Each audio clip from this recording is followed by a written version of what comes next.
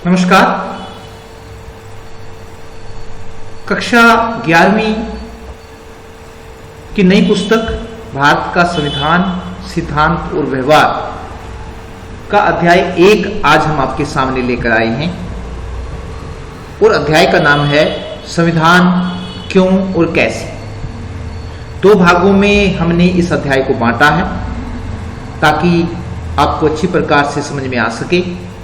तो आज हम इसका भाग 1 करने जा रहे हैं। भाग 1 में हम 4 बातों को बताएंगे। पहला तो हम यह समझने की कोशिश करेंगे कि संविधान का अर्थ क्या है, संविधान कहते किसे हैं।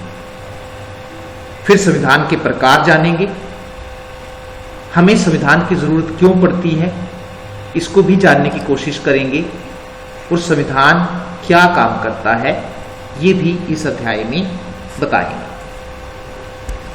तो ये किताब आप देख रहे हैं, ये असली किताब नहीं है फिर लेकिन किसी की लिखी हुई है। इससे आपको ये बताने की कोशिश की गई है संविधान जो है वो वास्तव में एक किताब है। तो इस प्रकार की एक पुस्तक है कॉन्स्टिट्यूशंस ऑफ इंडिया, इसमें लिखा हुआ है ये भारत का संविधान है जो लिखी हुई किताब है। तो किताब के रूप में ये हमें उपलब्ध होता है। The constitution of India doctor B.R. Ambedkar under the chairmanship of doctor Rajendra Prasad for people of India. तो इस प्रकार से भारत की जो संविधान की जो पुस्तक है तो वो हमारे सामने उपलब्ध है। साधारण शब्दों में हम कह सकते हैं कि संविधान लिखित और अलिखित नियमों का ऐसा संग्रह है जिसके अनुसार किसी देश की सरकार चलती। तो आपने इस अर्थ को अच्छी प्रकार से याद कर लेना है कि अगर आपसे कोई पूछे कि संविधान क्या है तो संविधान लिखित और अलिखित नियम, तो वो लिखित भी हो सकते हैं जैसे हमारे यहाँ पर जो संविधान है वो लिखित रूप में उपलब्ध है, और इंग्लैंड का जो संविधान है वो अलिखित रूप में उपलब्ध है। वहाँ पर भी नियम है लेकिन वो लिखे हुए नहीं है, बल्कि वहाँ का जो संविधान है या वहाँ की जो सरकार है वो परंपराओं के अनुसार चलती है जो लंबे समय से वहाँ पर चला आ रहा है। तो संविधान लिखित और अलिखित नियमों का ऐसा संग्रह है जिसके अनुसार किसी देश की सरकार चलती है। तो ये नियम होते हैं। संविधान जो है वास्तव में किताब है जिसमें बहुत सारे नियम लिखे होते हैं और उन नियमों के अनुसार जो है वो किसी देश की सरकार चलती है। दूसरे शब्दों में हम कह सकते हैं कि संविधान लिखित और अलिखित नियमों का ऐसा संग्रह है, संग्रह मतलब किताब है, जिसमें सरकार के संगठन, संरचना, कार्यों, नागरिकों के अधिकारों और कर्तव्यों का वर्णन होता है। तो संविधान में वो सभी बातें या तो लिखित रूप में होती हैं या फिर अलिखित रूप में होती है। होता क्या क्या है? सरकार का संगठन, की सरकार की जो संगठन है, सरकार किस प्रकार से गठित की जाएगी, उसकी संरचना क्या होगी, सरकार के अंग कौन कौन से होंगे, सरकार काम क्या क्या करेगी, नागरिकों के कौन कौन से अधिकार होंगे और नागरिकों के कौन कौन से कर्तव्य होंगे, वो सारी की सारी जो बातें हैं वो एक किताब में लिख जाती है और उस किताब को हम संविधान कहते हैं। संविधान के प्रकार, तो संविधान कई प्रकार के होते हैं। उसमें पहला है विकसित और निर्मित संविधान। जो पहला आता है हमारे पास वो है विकसित और निर्मित संविधान। विकसित संविधान वह संविधान होता है जो किसी विशेष समय पर नहीं बनाया जाता है बल्कि समय के साथ धीरे धीरे विकसित होता है। जैसे हमारा जो भारत का संविधान है वो एक खास समय पर बनाया गया है, इसलिए हमारा जो संविधान है वो विकसित संविधान नहीं, बल्कि विकसित संविधान वह संविधान होता है जो किसी विशेष समय पर नहीं बनाया जाता है बल्कि समय के साथ धीरे धीरे विकसित होता है। जैसे इंग्लैंड का संविधान एक विकसित संविधान है, वहाँ पर उसको एक खास समय पर नहीं बनाया गया है बल्कि धीरे धीरे जो अच्छी बातें सामने आती गई उन अच्छी बातों को हम शामिल करते गए और इस प्रकार एक संविधान जो बना है उसको हम विकसित संविधान कहेंगे। तो इंग्लैंड जो अपनी अंडरलाइन कर लीजिए कि किस देश का जो संविधान है वो विकसित संविधान है और वो देश है इंग्लैंड। निर्मित संविधान वह संविधान होता है जो किसी विशेष समय पर बनाया जाता है, जो किसी विशेष समय पर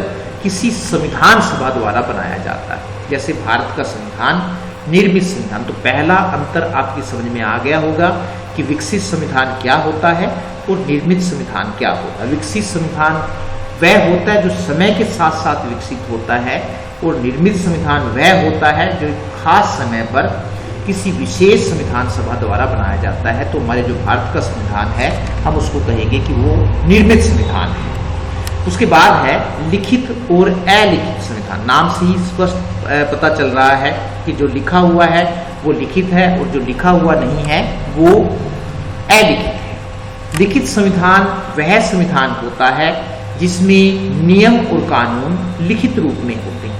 जैसे भारत का जो संविधान है वो लिखित संविधान है, क्योंकि उसमें सभी बातें जो हैं वो लिख दी गई हैं और उनको एक पुस्तक का रूप दे दिया गया है। अलिखित संविधान वह संविधान होता है जो लिखित रूप में नहीं होता है। जैसे इंग्लैंड का संविधान अलिखित संविधान। जब संविधान के हम अंतर करते हैं तो हमारा भारत का जो संविधान है वो कहीं ना कहीं ठहरना चाहिए। तो उन दोनों के आधारों पर हम साथ साथ आपको उदाहरण भी देते जा रहे हैं। तो जो इंग्लैंड का संविधान है वह अलिखित संविधान है। लचीला और कठोर संविधान, जो अगला प्रकार है संविधान का वो है लचीला और कठोर संविधान। लचीला संविधान वह संविधान होता है जिसमें आसानी से संशोधन या परिवर्तन किया जा सकता है। इसी प्रकार कठोर संविधान वह संविधान होता है जिसमें आसानी से संशोधन नहीं किया जा सकता।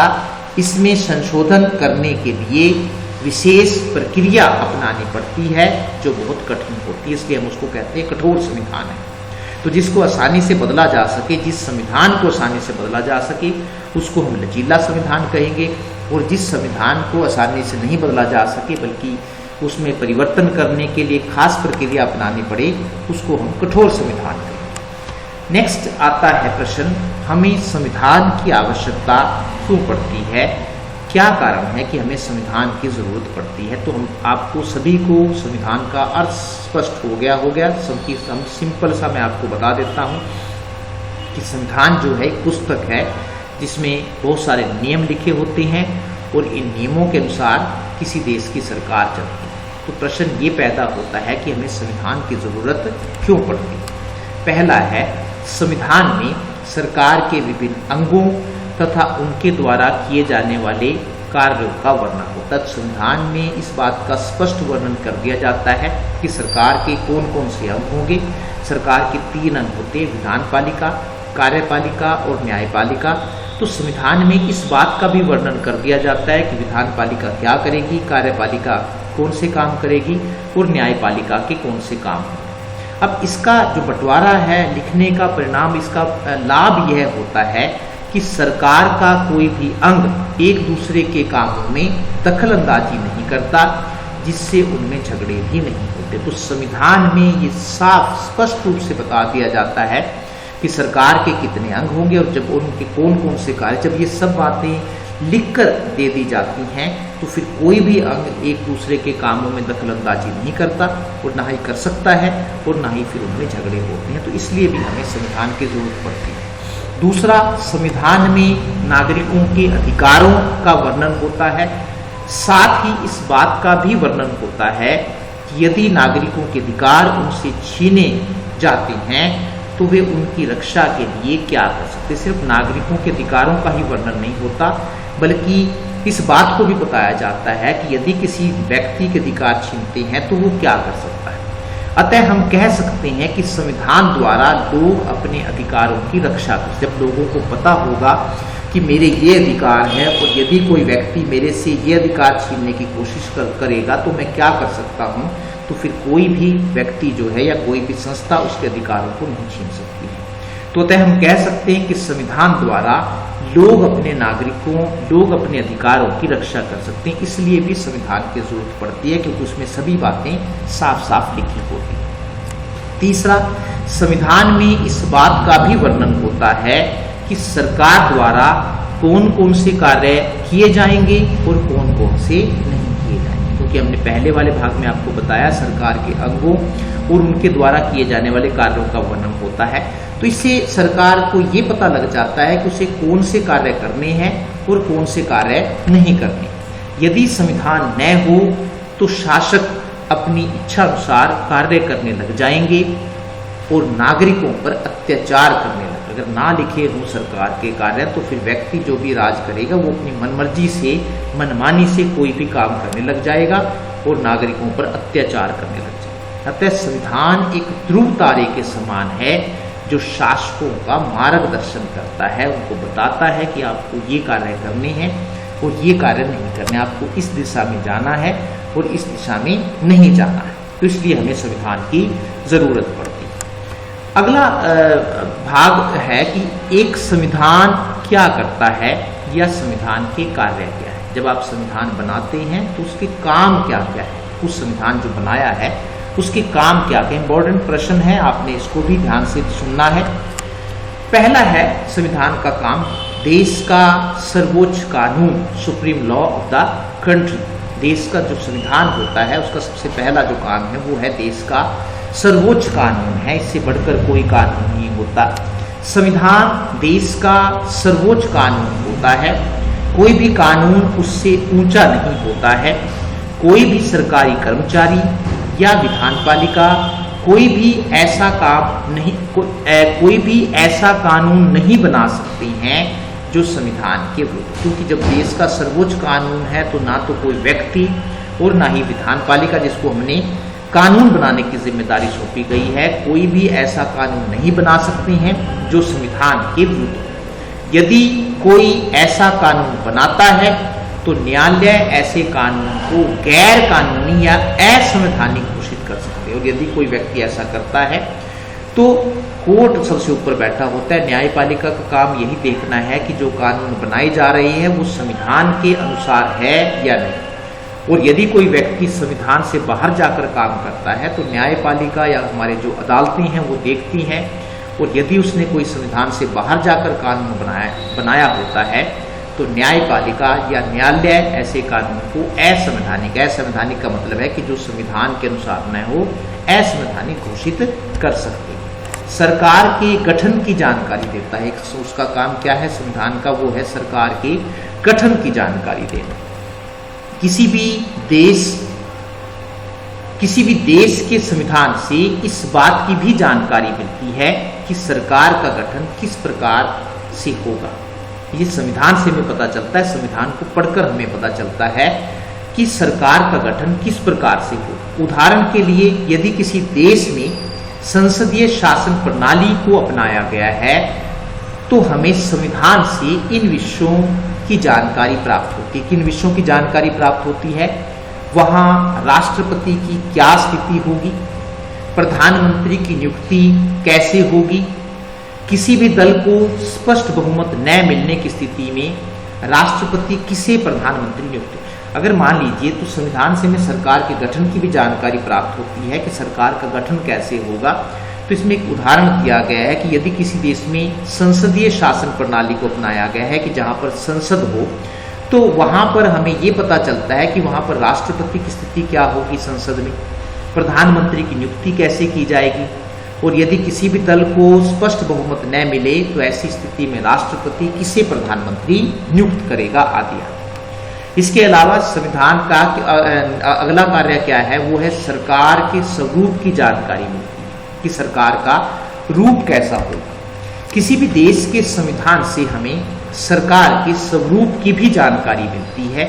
सरकार के अनेक रूप होते हैं, जैसे अध्यक्षात्मक सरकार, संसदीय सरकार, एकात्मक सरकार, संघात्मक सरकार, लोकतांत्रिक सरकार और तानाशाही सरकार। तो संविधान से हमें यह भी पता चलता है कि किसी देश में कौन सी सरकार होगी, अध्यक्षात्मक होगी, संसदीय होगी, एकात्मक होगी या फिर संघात्मक होगी, लोकतांत्रिक होगी या फिर तानाशाही होगी। सरकार के अंगों के कार्यों की जानकारी, और संविधान से हमें यह भी पता चलता है कि सरकार के जो अंग है, विधान पालिका, कार्यपालिका और न्यायपालिका, उनके काम क्या क्या होंगे, इस बात की जानकारी भी हमें संविधान से पता चलता है। किसी भी देश के संविधान से हमें इस बात की भी जानकारी मिलती है कि सरकार के विभिन्न अंगों के क्या क्या काम। सरकार के 3 अंग होते हैं, या मैं आपको बता चुका हूँ। पहला विधान पालिका, दूसरा कार्यपालिका और तीसरा है न्यायपालिका। संविधान में इन तीनों अंगों की संरचना और उनके कार्यों, शक्तियों आदि की पूरी जानकारी होती है। इस बात की जानकारी हमें सिर्फ संविधान से मिल सकती है। नागरिकों के मौलिक अधिकारों और कर्तव्यों का वर्णन भी संविधान में होता है। तो ये भी संविधान का एक महत्वपूर्ण काम है कि वो नागरिकों के अधिकारों और कर्तव्यों की हमें जानकारी देता है। संविधान का अंतिम उद्देश्य अपने नागरिकों का सर्वांगीण विकास करना भी होता है। इसके लिए वह अपने नागरिकों को अनेक प्रकार के मौलिक अधिकार प्रदान करता है और उनकी रक्षा भी करता है। तो हमारे संविधान में भी नागरिकों को 6 मौलिक अधिकार दिए गए। उदाहरण के लिए भारत के संविधान की धारा 32 में संवैधानिक उपचारों के अधिकार का वर्णन किया गया है। इसमें यह भी बताया गया है कि यदि नागरिकों के मौलिक अधिकार उनसे छीने जाते हैं तो वे क्या क्या कर सकते हैं। मौलिक अधिकार का जो सेकंड चैप्टर हम करेंगे तो उसमें आपको बताएंगे कि 6 मौलिक अधिकार मिले हुए आपको, और यदि आपके मौलिक अधिकार छीनते हैं तो आप क्या क्या कर सकते हैं। तो इस बात की जानकारी सिर्फ संविधान से मिल सकती है।